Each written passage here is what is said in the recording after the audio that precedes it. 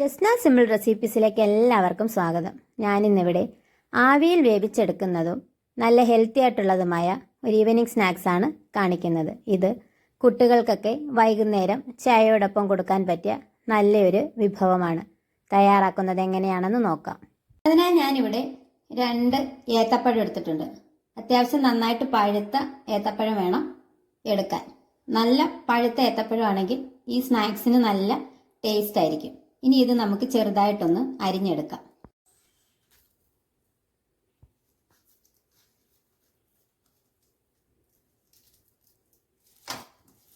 ഇനി ചെറിയ കഷ്ണങ്ങളായിട്ടൊന്ന് മുറിച്ചെടുക്കാം.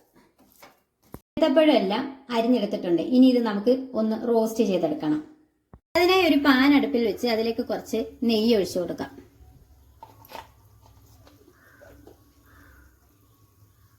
ഒന്ന് ചൂടായി വരുമ്പോൾ അതിലേക്ക് നമുക്ക് അരിഞ്ഞു മാറ്റി വെച്ചിരിക്കുന്ന ഏത്തപ്പഴം ഇട്ട് കൊടുക്കാം. ഇതിനാവശ്യമായ പഞ്ചസാര ഇട്ട് കൊടുക്കാം. കൂടെ നന്നായിട്ടൊന്ന് മിക്സ് ചെയ്തെടുക്കാം. ഏത്തപ്പഴം ഒന്ന് റോസ്റ്റായി വരുമ്പോൾ നമുക്ക് അതിലേക്ക് കുറച്ച് ചിരകിയ തേങ്ങ ചേർത്ത് കൊടുക്കാം. ഒരു 1/2 കപ്പോളം തേങ്ങ ചേർത്ത് കൊടുക്കണം. കിട്ടുന്നതിന് വേണ്ടി കുറച്ച് ഏലക്കാപ്പൊടി ചേർത്ത് കൊടുക്കാം. നന്നായിട്ടൊന്ന് മിക്സ് ചെയ്തെടുക്കാം.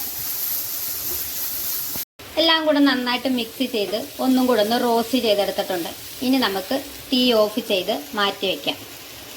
ബൗളിലേക്ക് നമുക്ക് 1 കപ്പ് ഗോതമ്പ് പൊടി ഇട്ട് കൊടുക്കാം. 1/2 കപ്പ് ശർക്കര പാനിയും 1 കപ്പ് വെള്ളവും കൂടെ ചേർത്ത് നന്നായിട്ടൊന്ന് മിക്സ് ചെയ്തെടുക്കാം.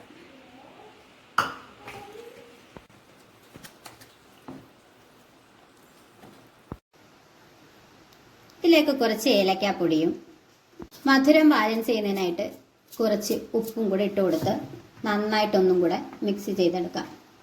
ആ കൂട്ടിലേക്ക് നമ്മൾ റോസ്റ്റ് ചെയ്ത് മാറ്റി വെച്ചിരിക്കുന്ന ഏത്തക്കയുടെ മിക്സ് ഇട്ട് കൊടുത്ത് നന്നായിട്ടൊന്ന് മിക്സ് ചെയ്തെടുക്കാം.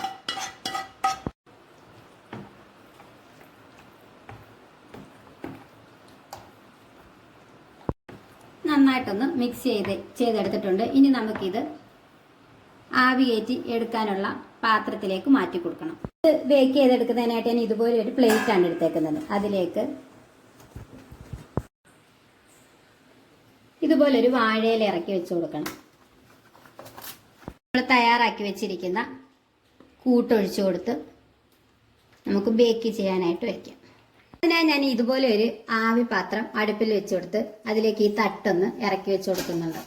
അതിലേക്ക് നമ്മുടെ ഏത്തക്കയുടെ ഗോതമ്പ് പൊടിയുടെയും കൂടെ മിക്സ് വെച്ച് കൊടുത്ത ശേഷം അടച്ച് വെച്ചൊരു 30 മിനിറ്റ് ആവി കയറ്റിയെടുക്കണം. ഈ 30 മിനിറ്റിന് ശേഷം നമുക്ക് തുറന്നു നോക്കാം.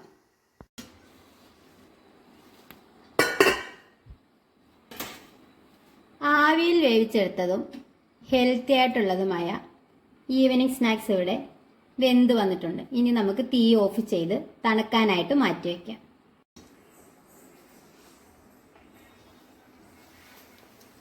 ഇനി ഇത് ഇവിടെ ഇരുന്ന് നന്നായിട്ട് തണുത്ത് വന്നതിന് ശേഷം നമുക്ക് കട്ട് ചെയ്ത് കഴിക്കാവുന്നതാണ്. നമ്മുടെ സ്നാക്സ് ഒക്കെ നന്നായിട്ട് തണുത്ത് നല്ല സെറ്റായിട്ട് വന്നിട്ടുണ്ട്. ഇനി നമുക്കിത് കട്ട് ചെയ്ത് നോക്കാം.